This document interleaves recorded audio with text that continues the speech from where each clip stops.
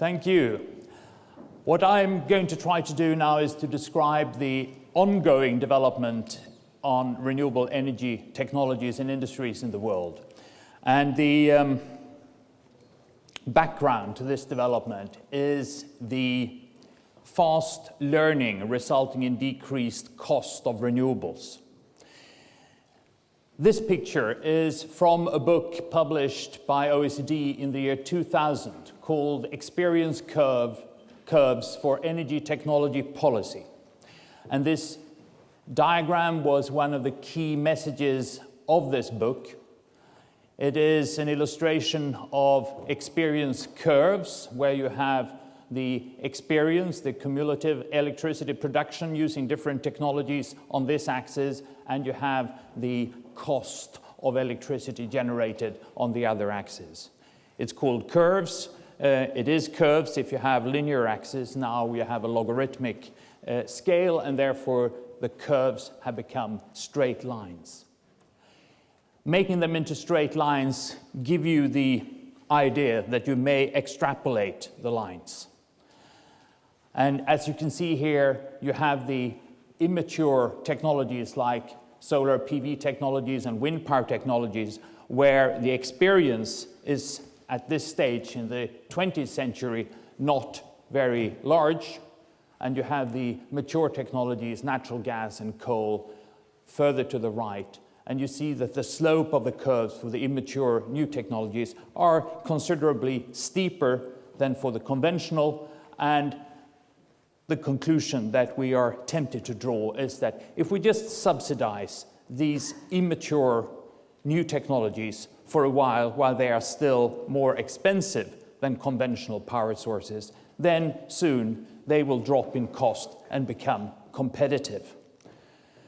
Another of my colleagues at Chalmers University actually used these data and suggested that if we all cooperated within the OECD countries to subsidize solar energy in the period until the beginning of the 2020s, we would have to pay a little extra for our electricity during this period, but in the end, we would have bought down the cost of solar PV technologies to the extent that they would be competitive with conventional energy.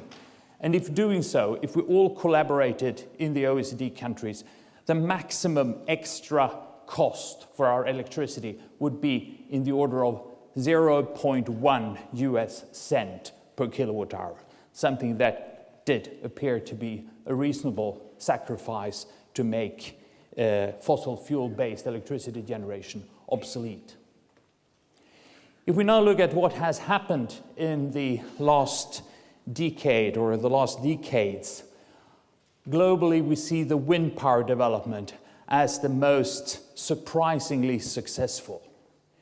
In fact, this growth curve in the first 10 years of this century is so fast that I have failed to find any projection, plan, or scenario published in the 20th century that did manage to predict how fast it would be in the first decade. Does any of you know of a published scenario or plan for wind power that showed a steeper growth in the first 10 years of this decade? Greenpeace tried in 1998 to produce and publish a scenario for rapid wind power development.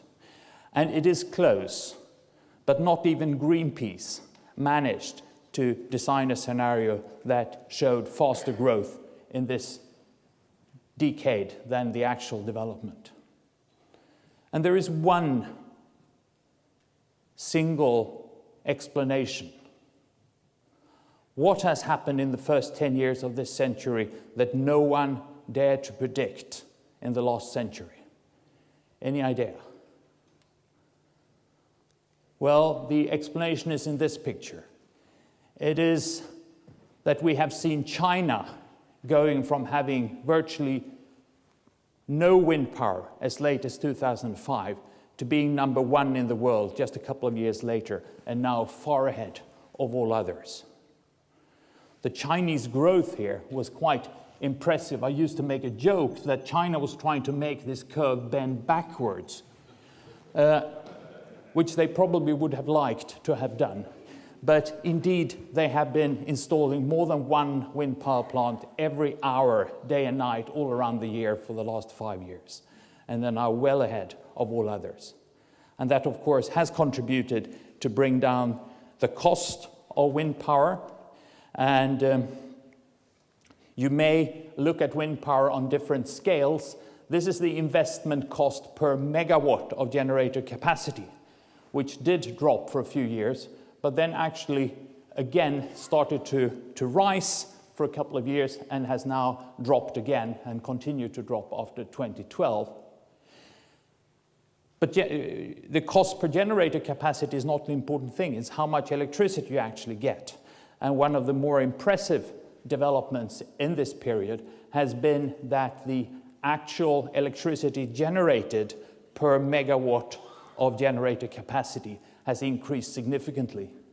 This is data from Siemens, who have been delivering wind power plants with 2.3 megawatt installed capacity for more than a decade.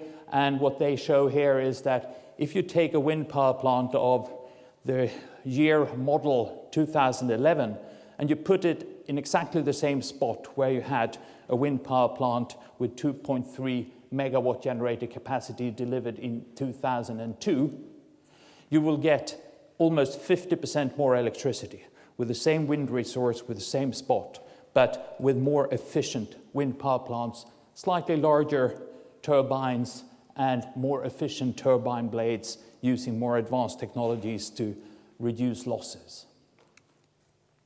Wind power plants have also become bigger, which is increasing the generator capacity, but also making the towers higher, and with the turbines higher up in the air, higher up in the sky, the wind availability is higher, and the electricity generated per megawatt is usually higher. And in addition, you can get more energy out of one site or one area available, which also reduces the cost per kilowatt hour. As wind power has also been developed for offshore use, it's remarkable that the capacity factor increases even further. And here you have data from Dong, the Danish power company that has quite a lot of offshore wind power in the world. And they reported in January and February, which year was it? I think it was 2014, that during these 2 months, they had a capacity factor of 70 and 71% on average on all their offshore wind power installations. And they used to tease me, as I was for a period Director General of the Swedish Energy Agency, that said that that is better than Swedish nuclear reactors, which was, at least in this period, true for some of the older reactors. So, just as Claes Otto Wiener predicted in his 2000 book published by OECD, this learning curve has continued to almost along a straight line on average, and the costs have come down significantly. And you can look at it in the way that the industry and authorities report in different countries what the costs have come to. And here you have the American Department of Energy annual report showing in 2012 that the cost was at 4 cents per kilowatt hour, or the price of electricity purchased from wind power plants installed in 2012 was 4 cents per kilowatt hour. 1 year later, they reported an average payment of 2.5 cents per kilowatt hour, being slightly increased to 2.35 the year after. In India, in 2013, they reported that new wind onshore was now cheaper than new coal-fired power stations using imported coal. In Portugal, EDP reported that wind power onshore was now 20% cheaper than gas and 1/3 cheaper than coal, without a carbon price, just plain cost. And the Danish Energy Agency reported in the summer of 2014 that new wind power plants in Denmark onshore would now produce electricity at roughly half the cost of new gas or coal power stations in Denmark, with no coal pricing. And we just had an American report a couple of days ago saying again that US power companies now assessed wind power as also roughly, 25-30% cheaper per megawatt hour than new fossil, in this case, gas-fired power. The solar development has been more dramatic when it comes to relative growth, but I know that there were at least some Germans in the 1970s who predicted that 50% of global electricity would be generated by solar by 2015. So here I don't dare to say that no one in the 20th century predicted the rapid growth, but it's still quite impressive, with between 20 and 25% of all solar PV existing in the world having been installed in the last 12 months. That's the rate of growth that is ongoing. Here, the cost of buying down the price of solar has been largely carried by German households. The German feed-in tariff system that was introduced in the beginning of this century on a national level did result in a dramatic investment sequence in Germany. The initial cost of solar in Germany 15 years ago was very high. It was approximately, more than €0.50 per kilowatt hour. And the German decision makers, when introducing this system, did overestimate the cost, which resulted in the price guaranteed to investors being so generous that it was very attractive to invest.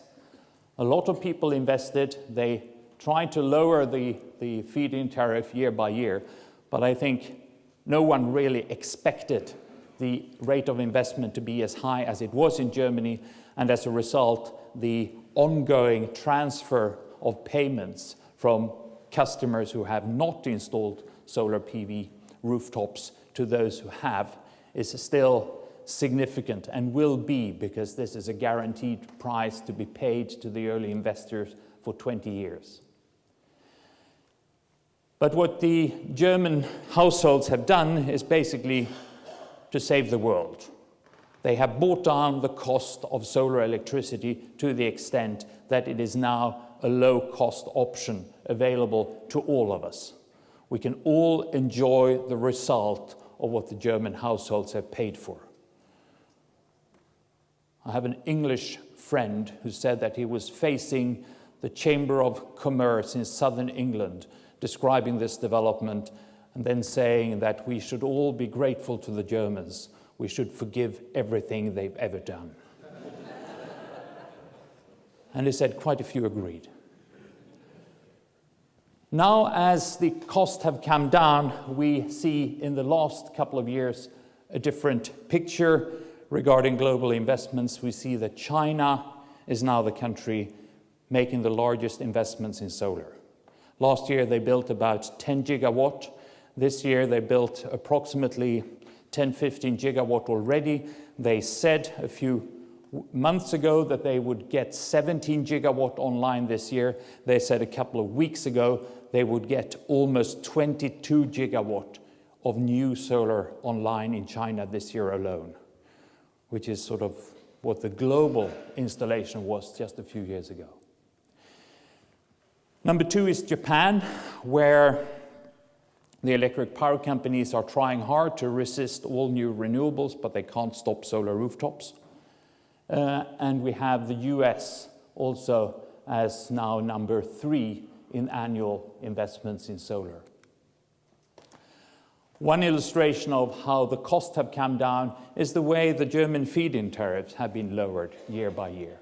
As you see here, 50-60 euro cents per kilowatt hour for rooftop and ground-mounted PV installations in 2004, and now at the level of about 1 10 euro cents for ground-mounted solar PV installations. And it's now at a level where the feed-in tariffs, as they were, are not necessary. You can do rooftops substituting purchased electricity, and for the large installations, they now have entered into a procurement system instead of a feed-in tariff system.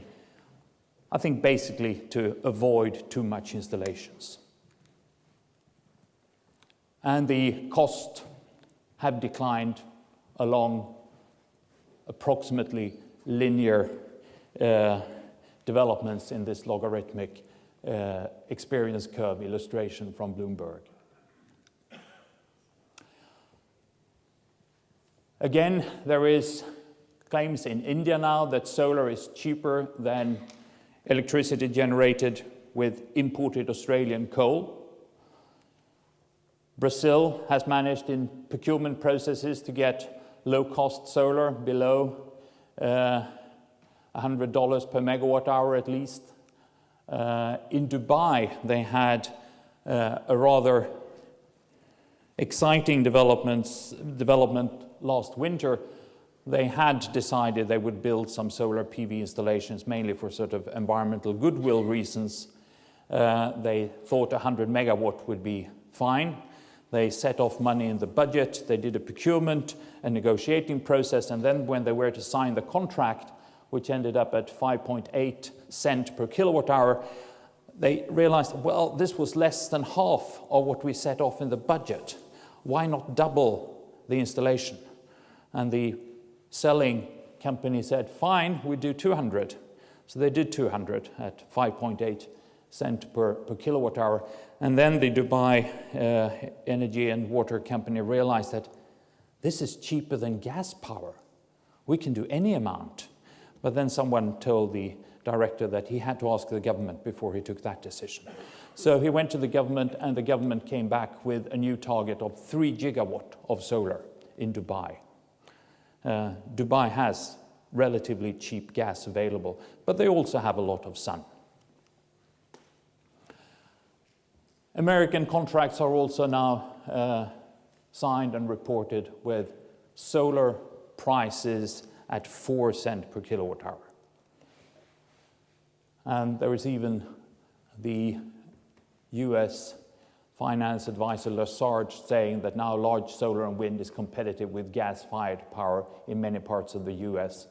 And I think the final line there is quite good. We used to say one day solar and wind would be competitive with conventional power. Well, now is someday.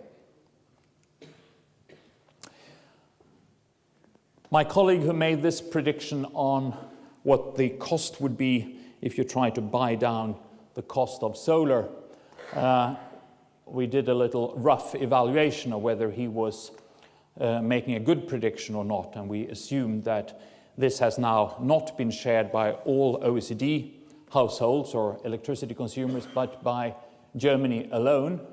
And Germany, they have roughly 1/20 of OECD electricity consumption. The expected result then, 20 times 0.1 US cent, would be 2 cents per kilowatt hour. But the Germans are paying approximately twice as much now in subsidies to solar on their electricity bills. But, well, it's not too bad. 4 US cent is about 2 cents, plus the profits that the German households who have invested in solar have enjoyed, and also a slight extra cost, because this has now been achieved about 5-10 years faster than anticipated in this model. So my colleague passed. We said it was okay. It wasn't too bad, the prediction you made. And one of the results is that solar rooftops are now in many parts of the world competitive with buying electricity from the grid. Buying electricity from the grid is, as you all know, more expensive than buying electricity to the grid from large producers. But this is also the advantage of solar PV technologies, that they have characteristics that makes it possible to place them where the consumption is. And solar rooftops are now built in the US at a rate of about 1 rooftop every 3 minutes. In Japan, there is more than 1 solar rooftop installed every 2 minutes since a couple of years. And maybe the most enjoyable of all for the world is that in Bangladesh, there's about 1 solar household, or 1 household getting solar electricity every minute. And here it's often households that would not have access to electricity without the solar energy technology. They are now for the first time getting an opportunity to have electric lighting, to charge their mobile phones, listen to radio and see television, and maybe have a refrigerator. And this is done now without subsidies, because the cost of solar systems have come down thanks to the German households paying for this installation. And one of my German friends said that the German feed-in tariff is the most cost-efficient foreign aid project Germany has ever engaged in. It wasn't meant that way, but it is. But I actually found out that some of the people arguing in favor of the feed-in tariff 15, 20 years ago in the German parliament actually used this argument as one of the arguments to make this effort in Germany. In Japan, we see that even though solar costs are much higher in Japan than in Germany or Sweden, costs are coming down. You have a local learning process in addition to the global learning in the industry producing the equipment. And we have now in Japan passed the level also where solar rooftops are competitive with buying electricity from the grid.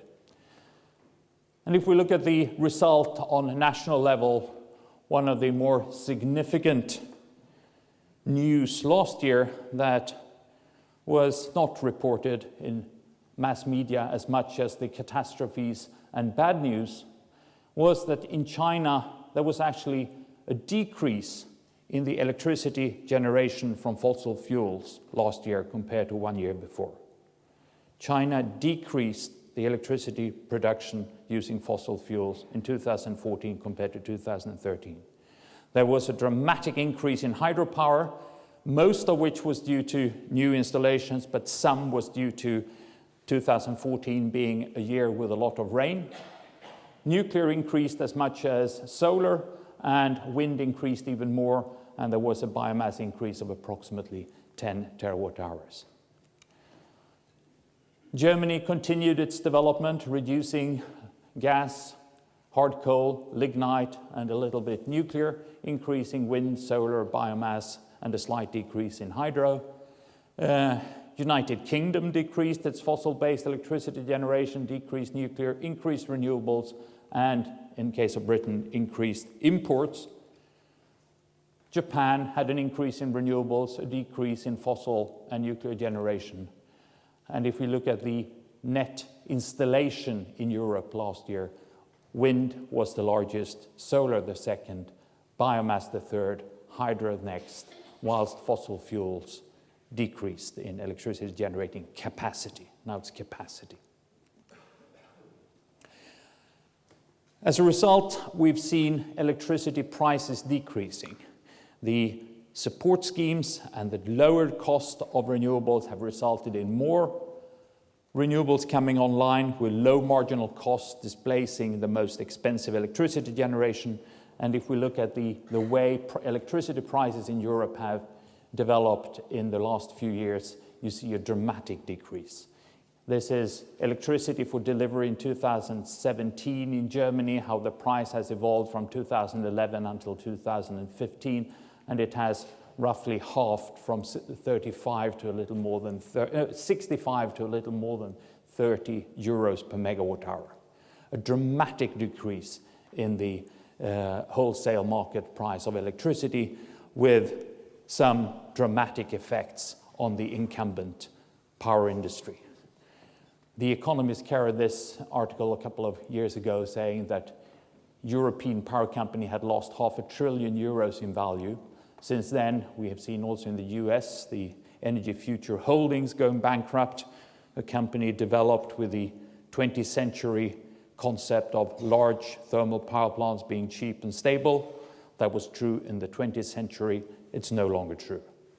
In Europe, we have Suez writing off $20 billion, RWE posting loss, Vattenfall writing off some $4 billion or euros in the summer, and EDF predicted to lose about 9 billion euros this year. 5 minutes?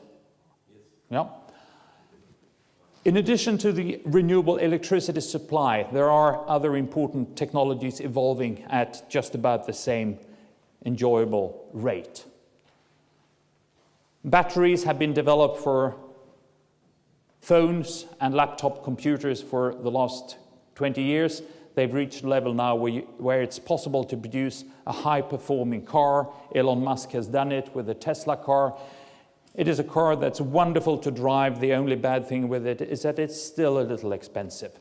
But in Norway, people are rich, so they were proud to sell 1,433 Teslas in Norway in 2013.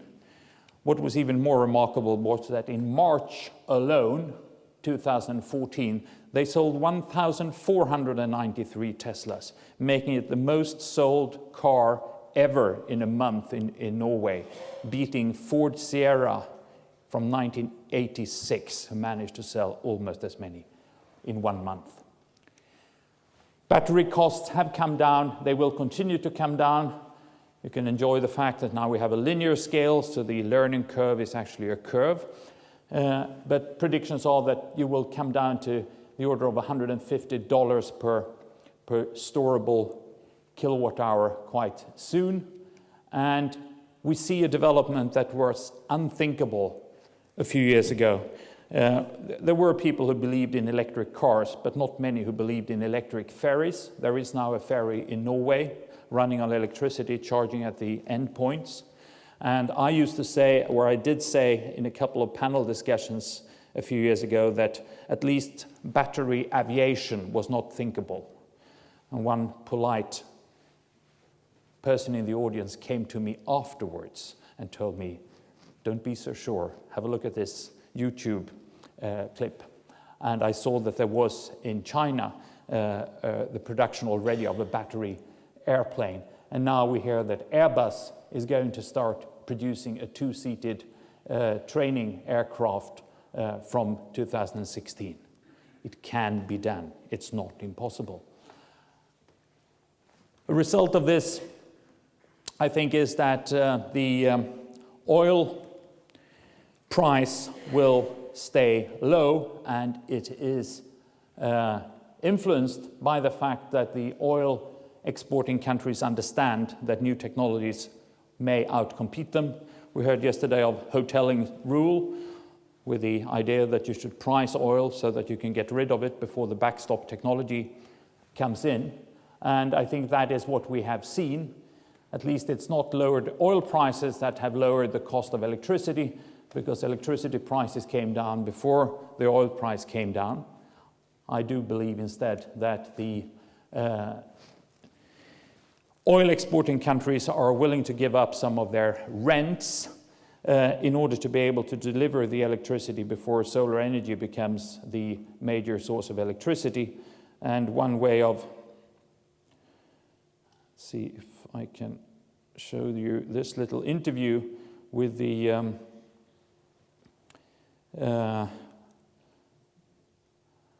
oil minister, the Saudi oil minister, when he enters the OPEC meeting in Vienna a couple of months ago, and he is interviewed. What, you want their view on shale oil? No. So he's interviewed by a typical oil. Sorry. Over the next 2 days. What do they think? By a typical oil journalist who want him to answer what he's interested in. Executives over the next 2 days. What do they think the future holds? Yeah.